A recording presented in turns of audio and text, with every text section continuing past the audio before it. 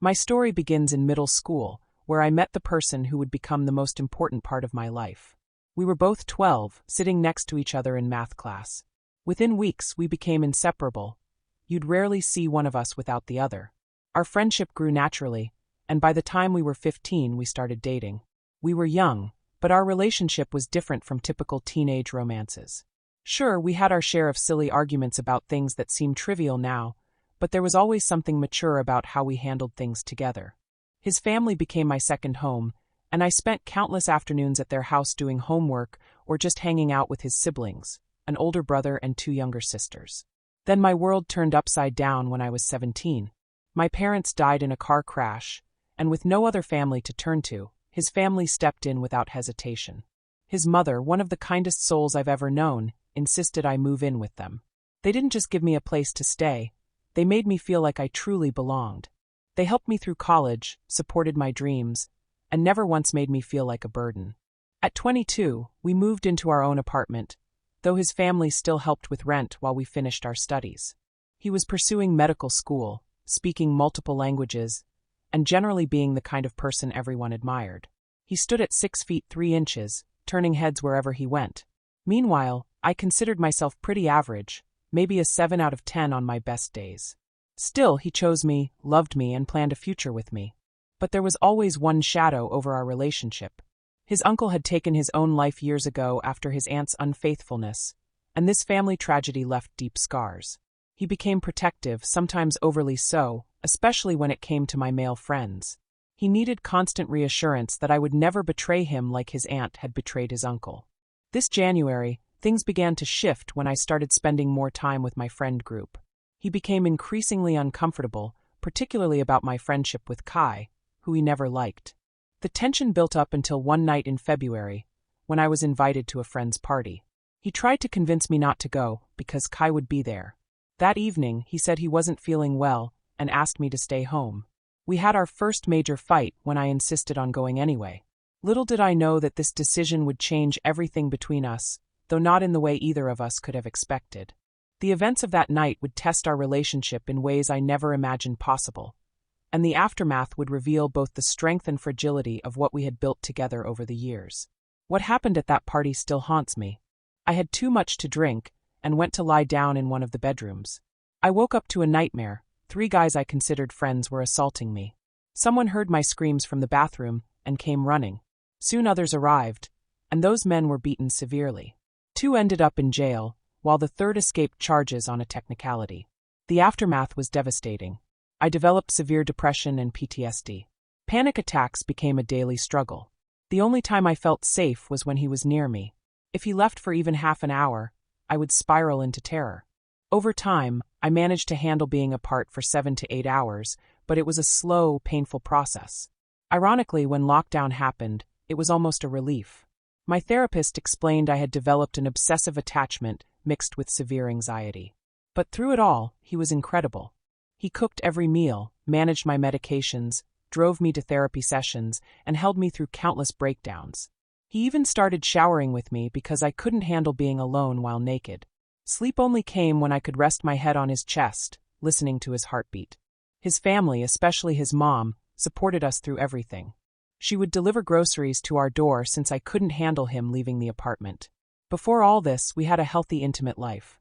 We were each other's firsts in everything, first kiss, first time being intimate, everything. He had always been passionate, sometimes wanting to be together multiple times a day. I used to joke that he had the stamina of an athlete.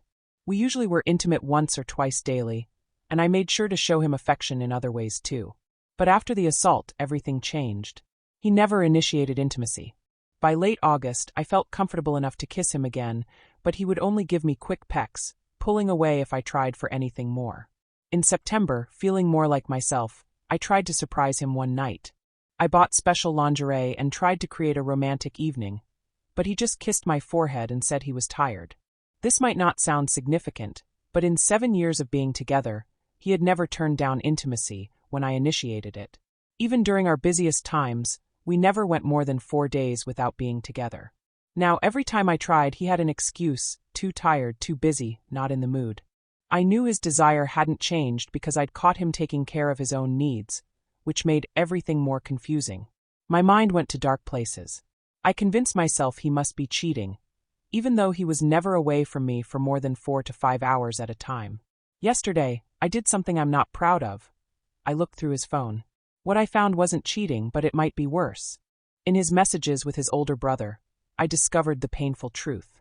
He blamed himself for letting me go to that party. Every time I tried to be intimate with him, his mind was haunted by thoughts of those men hurting me. It made him physically sick to think about it. What hurt most was reading about how he felt our special thing was lost forever. We had always taken pride in being each other's only partners. He used to talk about how we'd tell our grandchildren someday that even in an age where everyone hooked up casually, we had only been with each other. It might sound old-fashioned, but it meant everything to him. His parents had that same story. They were each other's only loves, and they had the kind of marriage everyone envied. The messages revealed more. He had bought a ring before the assault, planning to propose. But now he wrote that his feelings had shifted. He said he still loved me, but more like a sister.